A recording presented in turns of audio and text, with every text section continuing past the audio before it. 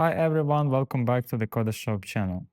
In today's tutorial, we're going to explore the bank reconciliation process in Odoo 18. It is essential for maintaining accurate financial records and ensuring that your accounting matches your bank statement. Bank reconciliation helps prevent fraud and errors, track payments, and stay on top of regulatory compliance. So let's get started and learn how to do it efficiently in Odoo 18. In order to reconcile bank accounts, we go to Accounting and click on the Reconcile button here in our bank journal. The bank reconciliation view in Odoo 18 is divided into three sections. Our bank transactions are displayed on the left, with the most recent at the top. Black numbers represent incoming payments, while red numbers indicate outgoing payments. If we remove the Not Matched filter, we can also see previously reconciled transactions. A green check mark means a transaction has been successfully matched. If we need to create a new statement, we can easily do so by clicking the New button, filling in the details, and saving it. At the bottom, we have our counterpart entries. This section displays the available matches for the selected bank transaction. It includes match existing entries, Odoo's automatic suggestions. Some lines in the matching entry section are highlighted in blue. This happens because Odoo suggests matching entries based on the partner, reference, or amount.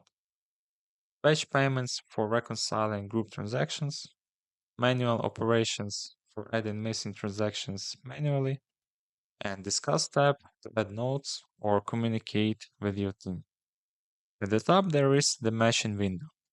Here we can see the selected transaction, its counterpart entry, and any remaining balance.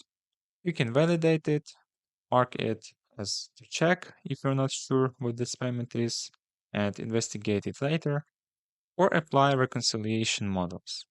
Now let's go through an example of reconciling a customer invoice payment together. We will start by going to the invoices and creating a new one. Let's choose a customer, such as ready-made, and select a product like a paddle bin with the price of $47. Once we save it, we can confirm the invoice, moving it to the posted state. Next, we can register the payment from the customer by clicking the Pay button and then create payment. Okay, so the invoice is currently in the in payment state. Once reconciled, the payment will move to the pay state, as long as it matches the bank statement. Let's copy its sequence number and remember the customer's name and the total amount due. Now let's go to the accounting dashboard and head into our bank journal transactions, where we will see the payment under matching existing entries. Next, let's create a new statement over here and enter our customer name, the total amount due, and the reference invoice number. If we need to create multiple statements, we can use add a new, but in this case, since we are creating a single statement, we select add and close. Once we saved the statement, we can select both the payment and the statement, and then validate the reconciliation.